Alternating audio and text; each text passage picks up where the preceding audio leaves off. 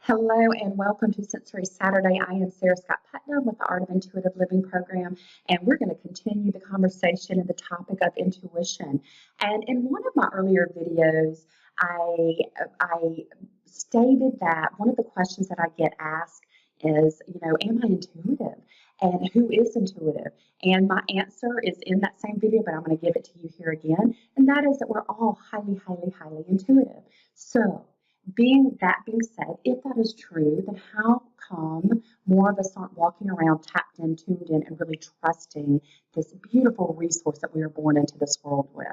And the reason is because of blocks. And these blocks are many, many, many different intuitive blocks. And so I'm going to tap in or tune into a couple of those and see if they resonate with you. And if they do, maybe do a little work around them. And so the first is simply that intuition is something that we cannot see. We can't see it. And so as humans, we tend to not trust something that hasn't been proven or we can't see. So the other piece of that is if we haven't been taught, so we haven't been taught it in our schools, we haven't been taught in our universities, we have not been taught this in our religious groups or our churches, and we haven't been taught oftentimes this intuition with those people that we look up to most, those people that we trust most. And so it's very hard for us to go into this place. But intuition is a energy that we can't see.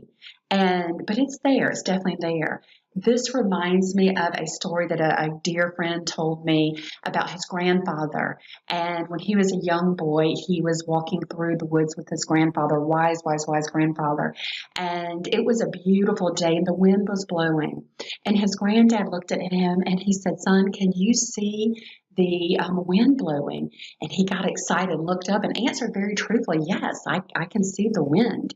And his granddad looked at him and with his wise self and he said, "You can't see the wind blowing." He said, yes, I can." He said, "Look." He said, "No, you see the effects of the wind."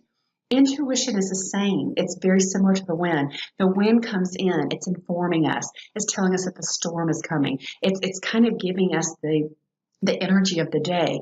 Same thing with intuition when it comes in. It's informing us. We cannot see intuition. We can feel it just like we can feel the wind. We can see the effects of it. Once we follow the guidance, then we see the effects of it. And so I offer up that beautiful story and see if that resonates with you. And then the other block is that for most of us, we don't want to be different. We don't want to be different than the next person. And so if, oftentimes we're following the leader and we are so afraid to share our intuitive hit or our thought around something that's being discussed that we really miss the opportunity to help other people grow. And so if it is a true intuitive hit, as we talked about on the last video, if it is something that comes in and resonates in the truth of your body and every ounce of your cells, then you need to follow it. You need to pay attention. You need to listen to it. And even if you're going against the grain of what everyone else is saying. So the more that we tap in to our truth of our soul, the more that we understand our own unique energy, and the more that we truly, truly, truly trust it, the more that we're going to see that we truly are connected in a beautiful way. Those blocks will start to disappear. You will be okay with being different, with being a weird, with being a woo-woo, or any of those terms that many of us have heard in the past. It's what's really, really cool right now is there is research that's being done around this intuitive space and where it comes from, where this intuitive energy, and that's through heartmath.org. And I believe if you go to the Joy Classroom and check out the Joy Center, you'll see some information around that. But the science is bringing into that which the indigenous and the religious cultures have always known, and that is that we do have a energy. This energy comes from the heart. The heart is known now to be the first organ that is developed. It also has a brain of its own, and it's always informing. And so it's very exciting to see this energy. So don't be afraid to be different. Don't be afraid to trust that voice of the soul and to go against the grain of what other people are saying. Okay, so again, I hope these tips have helped.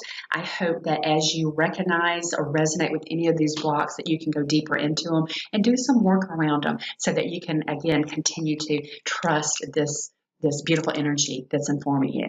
Have a beautiful and blessed day, and I look forward to seeing you next time. Mwah.